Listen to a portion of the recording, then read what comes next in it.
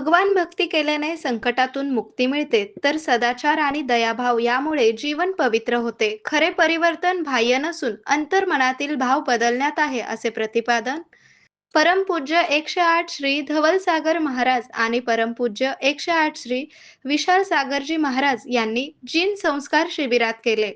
पर की पीडा हमें संवेदना सिखाती है या विचारातून दुसऱ्यांच्या दुःखाशी एकरूप होऊन संवेदनशीलता विकसित करण्याचा संदेश देत त्यांनी विद्यार्थ्यांना दया, संयम, नियम पालन, पालकांचा सन्मान आणि कशा यां कशा यांचा त्याग यांचा अंगीकार करण्याचे आवाहन केले.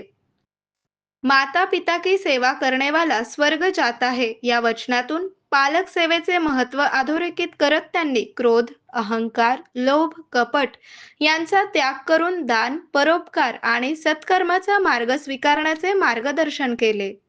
आरोग्य म्हणजे केवळ औषध नाही, तर निसर्गाच्या योग्य उपचारांनी मिळणारी खरी आरामदायक अनुभूती. सोलापूरमध्ये निसर्गोपचाराचं विश्वासाचं नाव लिमये निसर्गोपचार केंद्र. इथे उपलब्ध आहेत विना औषध उपचार पद्धती, ॲक्युप्रेशर, ॲक्युपंक्चर, कपिंग आणि मसाज थेरपी.